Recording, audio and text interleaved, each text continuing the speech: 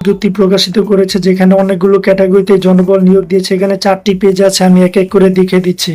প্রথমে রয়েছে লিপিকার DG, grade 13, বেতন স্কেল 11,000 থেকে 26,590 টাকা, পদ সংখ্যা 26টি। শিক্ষাগত যোগ্যতা অন্যান্য অভিজ্ঞতাগুলো আপনার সার্কুলারটি ডাউনলোড করে ভালো করে দেখে নেবেন। অবশ্যই আপনাদের আদালতের ধরন জেলা জজ, অধীনস্থ আদালত বা ট্রাইব্যুনাল। 2 নম্বর হচ্ছে স্টেনোগ্রাফার, সিএমএম, গ্রেড 13, বেতন স্কেল 11,000 থেকে 26,590 টাকা।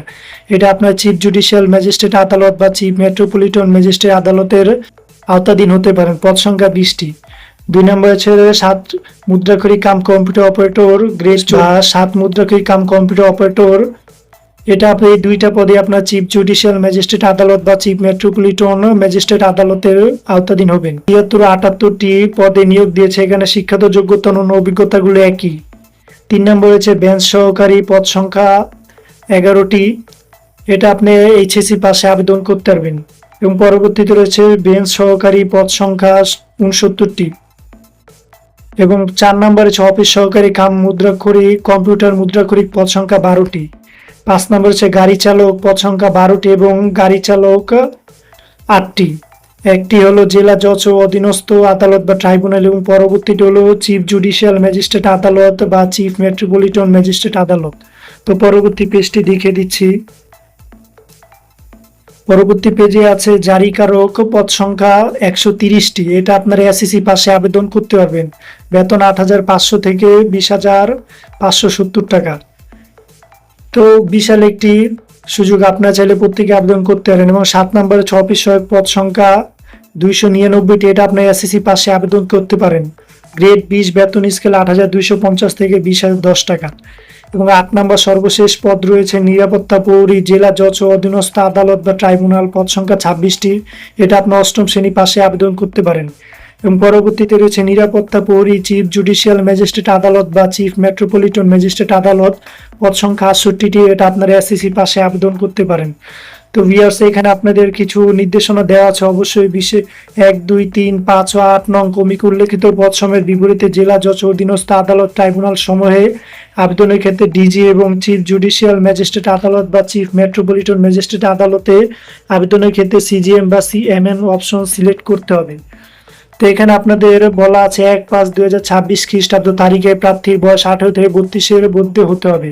তবে বিভাগীয় প্রার্থীর বয়স সীমা সর্বোচ্চ 40 বছর। বয়স প্রমাণের ক্ষেত্রে কোনো এডিফিডেভিট গ্রহণযোগ্য হবে না। তো এখানে আপনাদের যে সকল কাগজপত্র প্রয়োজন সেগুলো দেওয়া আছে। আপনারা সার্কুলারটি ডাউনলোড করে ভালো করে দেখে নেবেন, নয়তো ভিডিওটা অনেক বড় হয়ে যাবে। পরবর্তী পেজটি দেখিয়ে দিচ্ছি। অনলাইনে আবেদন শুরু হবে 18/5/2026 খ্রিস্টাব্দ সকাল 10 ঘটিকায় এবং আবেদনটি শেষ হবে 4/6/2026 খ্রিস্টাব্দ বিকাল 5 ঘটিকায়।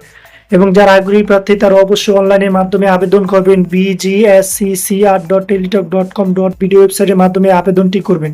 আমি আবারও বলে দিচ্ছি, আবেদনটি শুরু হবে 18/5/2026 খ্রিস্টাব্দ সকাল 10 ঘটিকা এবং আবেদনটি শেষ হবে 4/6/2026 খ্রিস্টাব্দ বিকাল 5 ঘটিকা।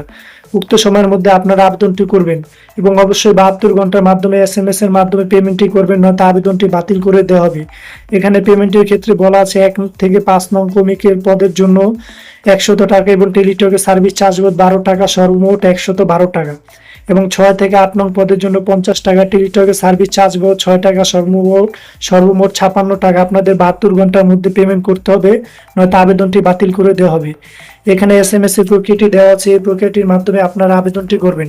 পরবর্তীতে আপনাদের মোবাইলে SMS এ একটি লিঙ্ক দেওয়া হবে, বা আপনারা চাইলে bgsccr.teletalk.com.bd ওয়েবসাইটে গিয়ে আপনাদের কাঙ্ক্ষিত প্রবেশপত্রটি ডাউনলোড করে নিতে পারবেন। তো যারা আগ্রহী প্রার্থী অবশ্যই সার্কুলারটি ভালো করে দেখে নেবেন, দেখে আবেদনটি করবেন। অনেক বিশাল সুযোগ আছে, অনেকগুলো পদে জনবল নিয়োগ দিয়েছে। তো যারা আগ্রহী প্রার্থী অবশ্যই সার্কুলারটি দেখে ভালো করে দেখে আবেদনটি করবেন। তো ধন্যবাদ ভিউয়ার্স, আবারও দেখা হবে নতুন কোনো ভিডিওর মাধ্যমে। যারা যারা আমার চ্যানেলটিতে নতুন, চ্যানেলটি অবশ্যই সাবস্ক্রাইব করবেন এবং পাশে থাকা বেল আইকনটি অন করে দিবেন।